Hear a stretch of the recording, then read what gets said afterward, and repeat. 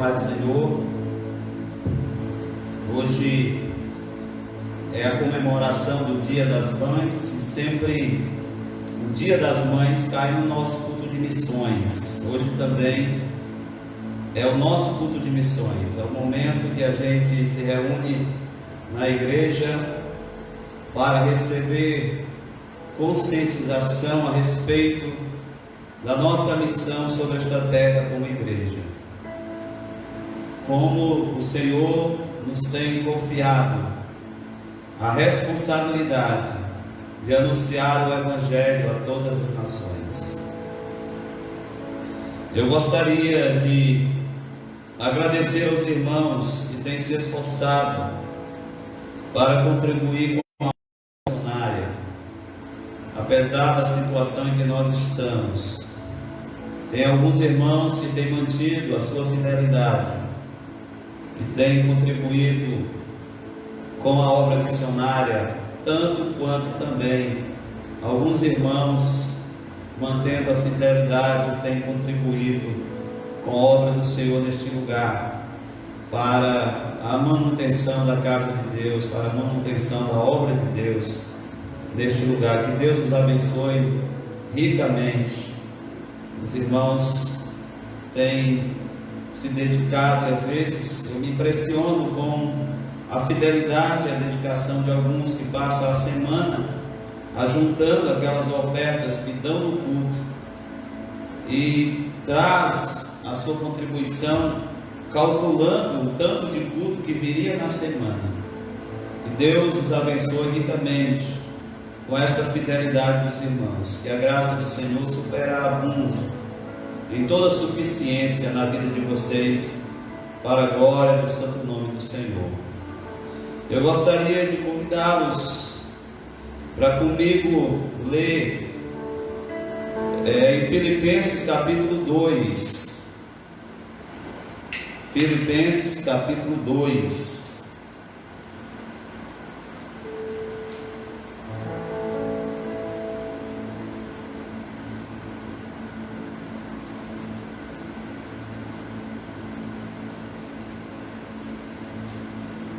Nós vamos ler a partir do versículo 5, capítulo 2, versículo 5, da carta de Paulo aos Filipenses. De sorte que haja em vós o mesmo sentimento que houve em Cristo Jesus, que sendo em forma de Deus, não teve por usurpação ser igual a Deus, mas a si mesmo se esvaziou, tomando a forma de servo, fazendo-se semelhante aos homens, e achado na forma de homem, humilhou-se a si mesmo, sendo obedientes até a morte, e morte de cruz.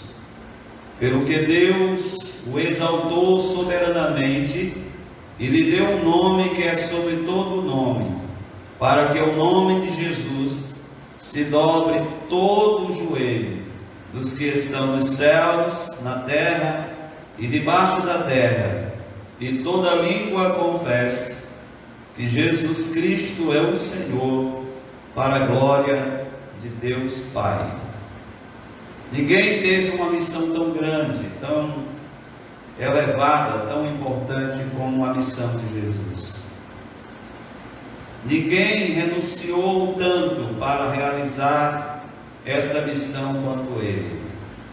Ninguém deixou tanto para trás para cumprir o propósito que o Pai lhe havia confiado. Ao pensar sobre a auto-humilhação de Jesus, descrita aqui por Paulo no capítulo 2 de Filipenses, a gente compreende o sacrifício feito para realizar a grande missão que o Pai lhe confiou. O texto diz que, subsistindo em forma de Deus, sendo em forma de Deus, não teve por usurpação ser igual a Deus. Esvaziou-se a si mesmo, tomou a forma de servo, e se fez semelhante aos homens. Ao pensar quem ele era e onde ele estava, a gente compreende a natureza da sua humilhação.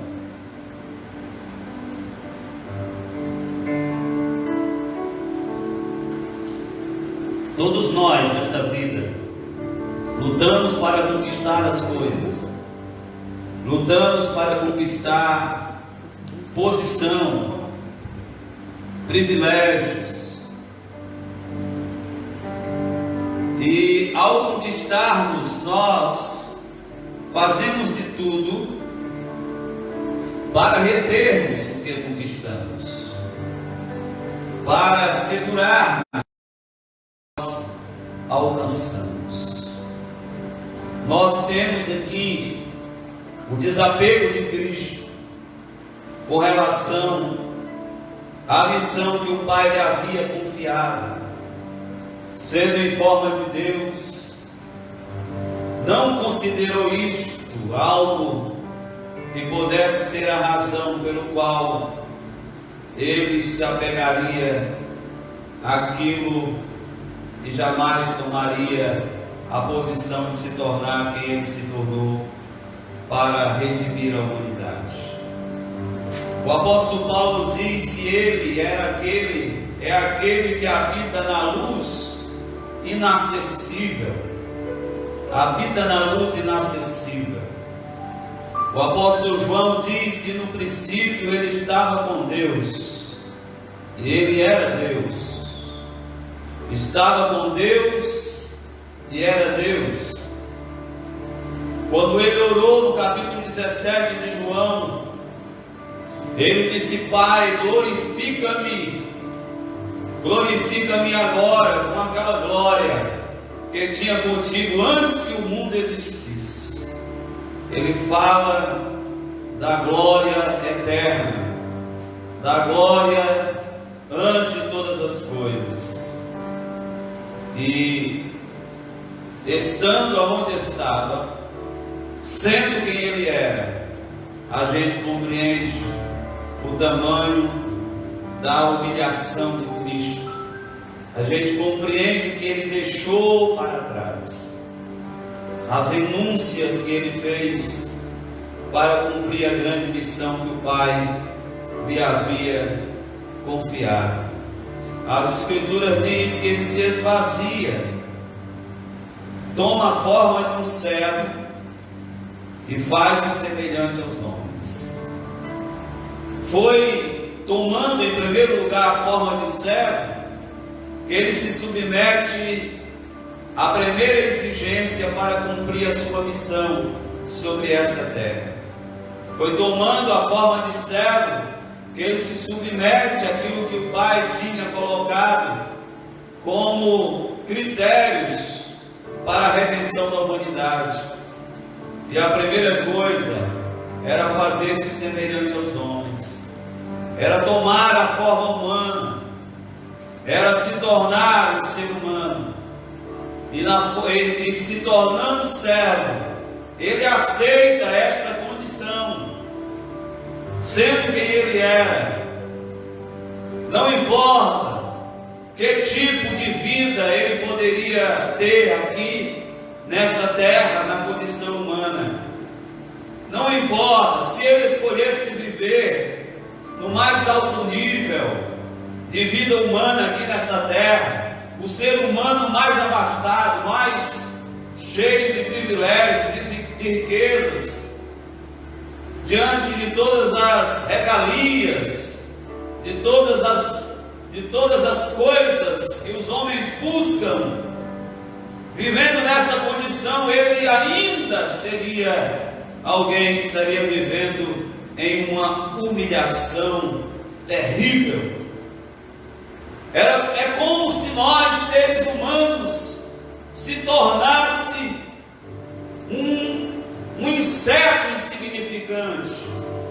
Quem queria se rebaixar a uma condição de vida inferior?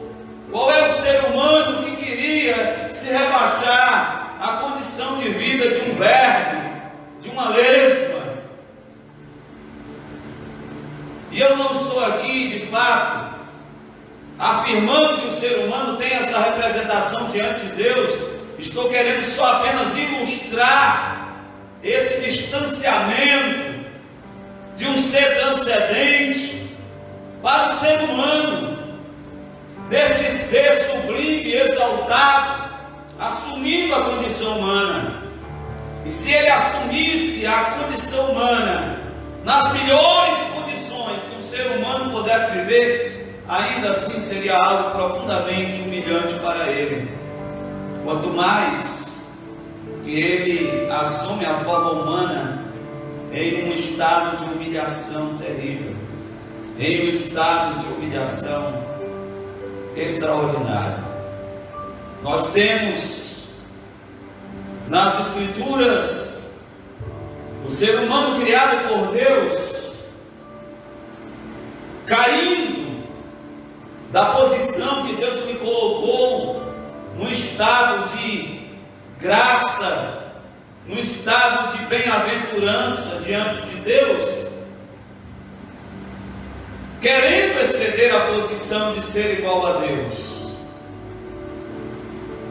A palavra diz que o ser humano, obedecendo ou aceitando a sugestão do inimigo, procura se tornar igual a Deus. A queda é o homem tentando se tornar igual a Deus. A redenção parte dessa realidade de Deus se tornar homem. Deus faz o caminho inverso. Na queda, o homem quer ser igual a Deus. Na redenção, Deus decide ser igual ao homem para poder resgatá-lo. Ele faz esse caminho inverso. E tudo que acontece na vida de Jesus reflete esta humilhação, caminhando para níveis cada vez mais elevados. Acho que foi para os anjos algo assustador quando ele decide despir-se de sua glória e vem da sua condição de glória eterna para entrar na experiência humana. Mas quando entra aqui, ele vai descendo. Efésios nos vai dizer isso, que aquele que subiu é o mesmo que desceu às partes mais baixas da terra. Há esse caminho de auto-humilhação de Jesus que vai sendo percorrido de uma forma que a cada dia que vai se passando, ele vai experimentando mais essa realidade da humilhação ao ponto de se tornar um cadáver sepultado no sepulcro. Ele desce às partes mais baixas da terra, subsistindo em forma de Deus, se humilha a si mesmo e toma essa condição de vida humana humilhante. Quando ele vai entrar nesse mundo, ele nasce em condições humilhantes. Ele não nasce como toda criança, embora nascendo na casa mais humilde. Todos os pais, por mais humildes que sejam, procura de fato fazer com que a criança que está vindo ao mundo nasça nas melhores condições de conforto que possa existir. O que nós temos é que Jesus nasce em uma situação humilhante e constrangedora. Ele não tem um lugar apropriado para nascer, ele não tem um lugar aconchegante para ser colocado. Ele nasce num curral de animais, junto aos animais. Está ali em uma situação de um nascimento humilde, humilhante. É assim que nós temos a entrada dele aqui na terra.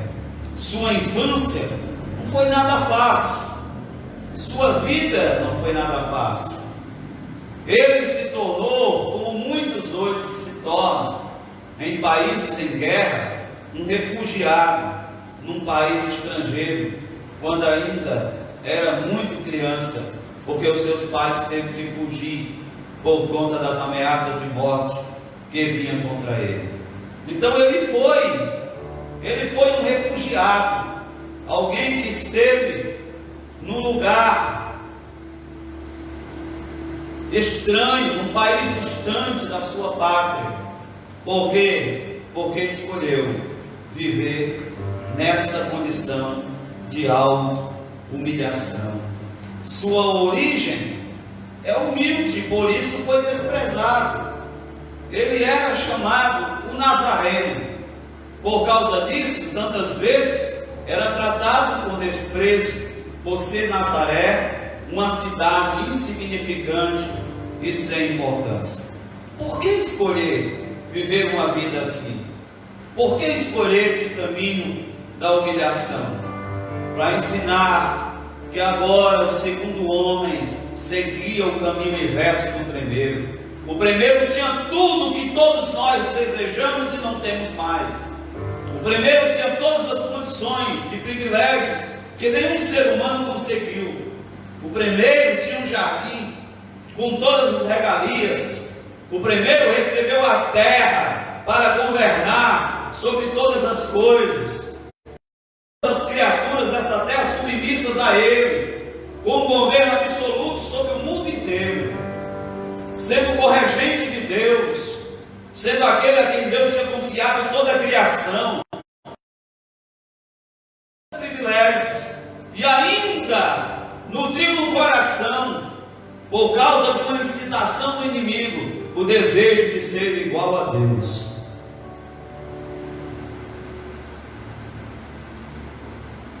Agora vem o segundo homem. O segundo homem renuncia todas as regalias, todos os privilégios, todos os confortos, escolhe viver nas condições mais humildes,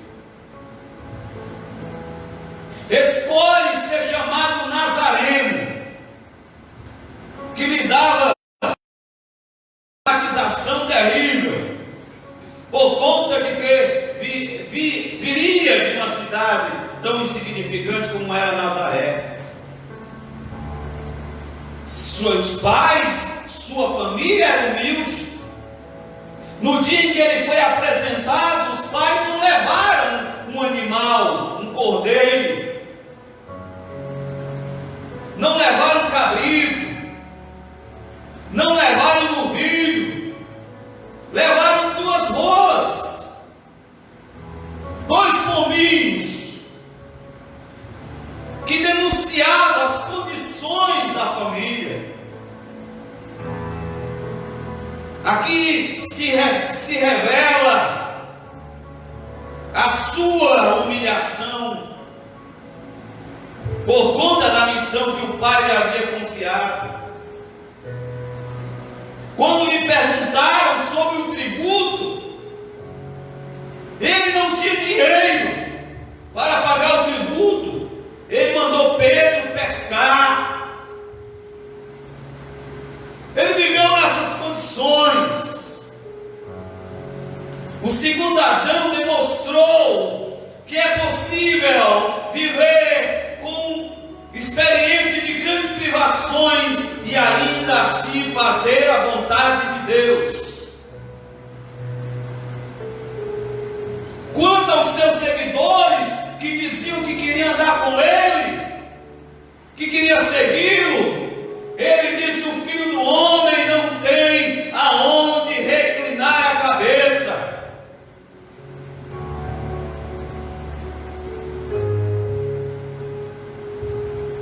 Era uma pessoa que chegou ao nível de humildade. O seu sepulcro era emprestado.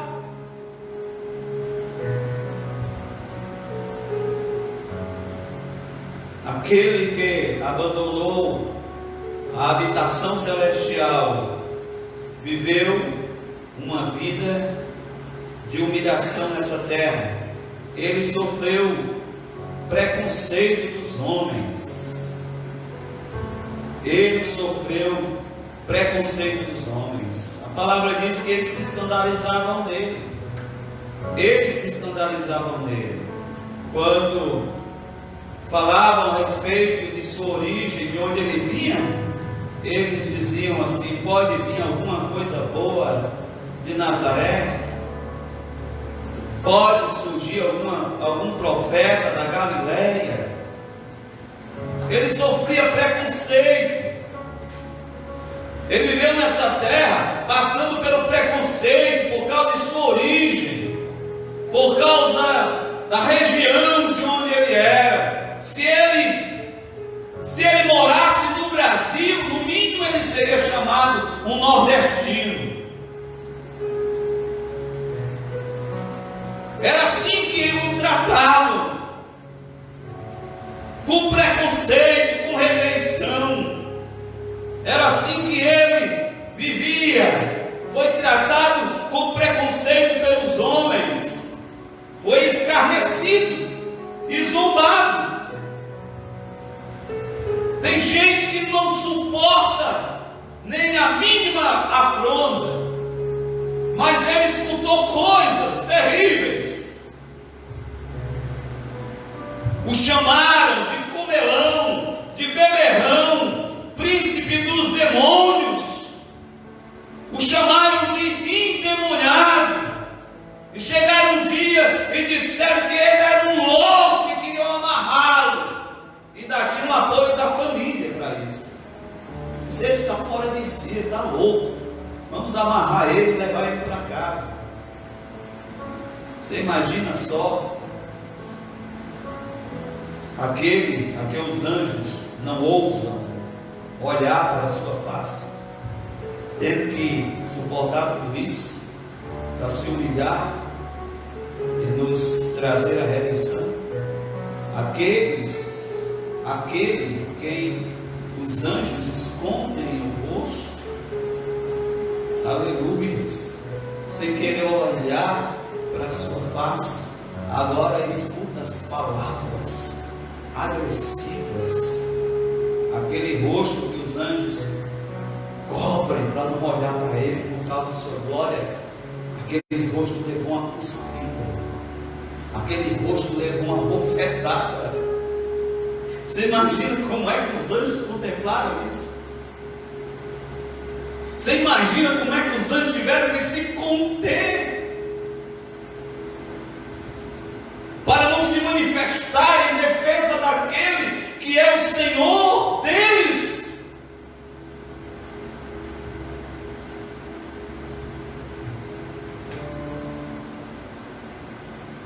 Ele suportou tudo isso em uma atitude de auto-humilhação impressionante. Aquele cujo céu é o seu trono e a terra é o estrado de seus pés, aquele que mediu a terra no palmo, estendeu os céus como cortina, empoeirou os seus pés na terra da Palestina e foi chamado de beberrão, comelão, príncipe dos demônios, endemoniado, louco, cuspido, esbofeteado. Aleluias. Tudo isso porque ele escolheu o caminho da auto-humilhação. Tudo isso porque foi capaz de percorrer esse caminho para realizar a grande missão que o Pai lhe confiou. Você imagina trocar o coro celestial dos anjos cantando santo, santo, santo, santo é o Senhor dos exércitos. Toda a terra está cheia da sua glória. Trocar o coro celestial dos anjos que canta o seu nome, a sua santidade, para vir escutar aqui zombarias e blasfêmias dos homens. Aqueles anjos criados por ele para executarem a sua vontade, para guardarem a sua santidade, tiveram que olhar para tudo isso e se conter, simplesmente por causa da autolimitação divina, da atitude de se esvaziar de si mesmo, de se auto-humilhar, de se fazer semelhante aos homens, para que na condição humana nós pudéssemos sermos levantados do nosso estado decadente, de nossas misérias, para sermos colocados na posição de filhos. Ele se humilha. Ele se humilha para que você pudesse ser exaltado, para que você pudesse ser elevado. Louvado seja o nome dele para sempre. Aleluias. Bendito seja o nome de Jesus para sempre. Paulo diz que o mesmo que subiu é antes que desceu. Desceu às partes mais baixas da terra, aos lugares mais humilhantes dessa terra. Ele desceu por mim e por você. Louvado seja o nome do Senhor. Por que ele desceu? Porque era impossível que o homem excedesse a Deus por conta própria. Era impossível. Ele disse para ninguém subiu ao céu, senão aquele que desceu do céu, o Filho do homem que está no céu. Jesus está dizendo: nem o ser humano foi capaz de exceder a Deus, senão aquele que desceu de lá, para que aqueles que aqui estão possam exceder juntamente com Ele. Porque as Escrituras diz que ao subir ao alto, Ele nos fez assentar juntamente com Ele nas regiões celestiais. Pela sua humilhação fomos elevados. Pelo orgulho do homem nós caímos. Pelo orgulho do primeiro homem nós fomos arrastados para a queda, para o pecado, para a maldição. Pela humilhação dele nós fomos elevados, fomos assentados nas regiões celestiais. Você sabe por quê? Porque ele foi capaz de viver nesse mundo e suportar todas as humilhações que aqui suportou. Tudo isso por mim e por você. Tudo isso por mim e por você. Ele desceu às partes mais baixas da terra, mas quando estava no mais alto nível da humilhação humana, que é quando o corpo humano entra naquele estado de se iniciar o processo da decomposição para virar pó. Ali é o nível da humilhação mais terrível que o ser humano vive. É o momento mais triste da história humana, quando alguém é colocado no pó de volta, e toda essa estrutura ela é colocada no pó. A palavra humilhação é exatamente isso. Se considerar pó, humilhação vem de terra. Quando ele estava naquela condição, diz a palavra que Deus não deixou, porque ele visse a corrupção. Quando seu corpo estava prestes a entrar nesse estado de decomposição, aleluia, louvado seja Deus. A vida ressurge, as células são restauradas, o sangue volta a correr novamente quente nas suas veias, e ele se levanta dentre os mortos, vitorioso,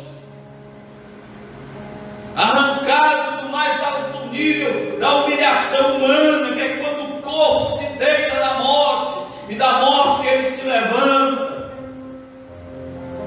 Porque aqui em Filipenses 2 diz isso: ele desce, como também diz Efésios capítulo 4, mas ele sobe.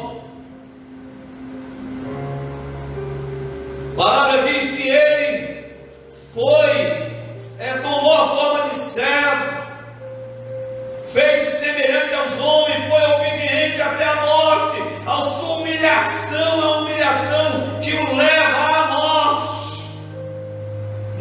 Mas a narração bíblica não termina aí. Ela continua dizendo: porém Deus o exaltou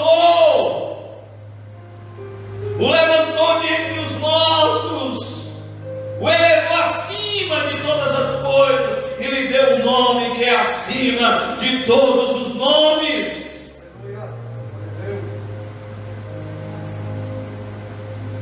E enquanto o seu corpo adormecido estava no túmulo em Jerusalém, diz a palavra que ele desceu às partes inferiores, porque não existia lugar mais profundo em que ele pudesse ir. Ele foi nos lugares inferiores dos mortos, para dizer que ele foi no mais profundo, o lugar mais baixo que existe. Ele penetrou lá, e de lá é que ele sobe para o lugar mais alto.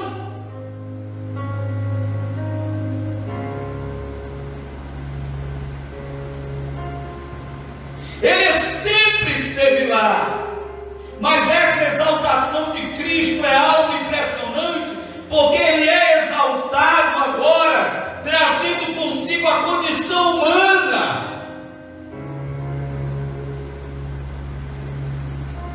Quando ele deixa o seu trono de glória, ele é Deus. Quando ele volta para o seu trono de glória, quando ele deixa o seu trono de glória, ele é divino. Quando ele entra na terra e volta ao seu trono, ele é divino e humano. Ele leva consigo a natureza humana e se eleva acima de todas as coisas. Ele se esvazia,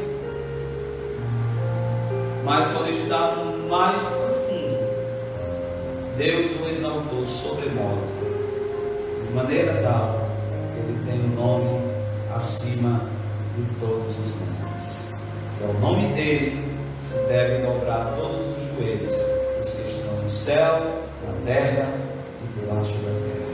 A ele seja a glória, seja o louvor para sempre. Aleluia.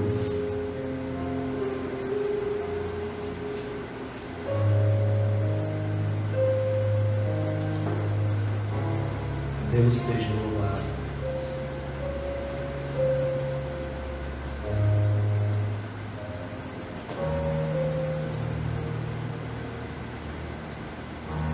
Aleluia.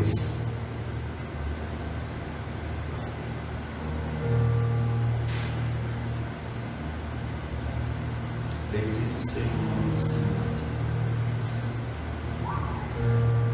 Muito que vocês ainda cantarem.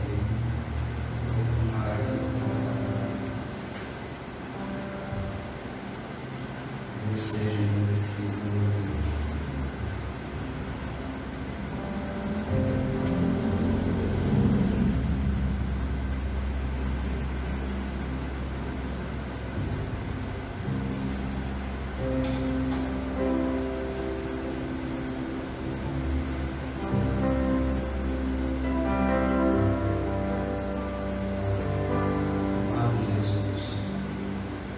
Seja o teu nome exaltado, Senhor.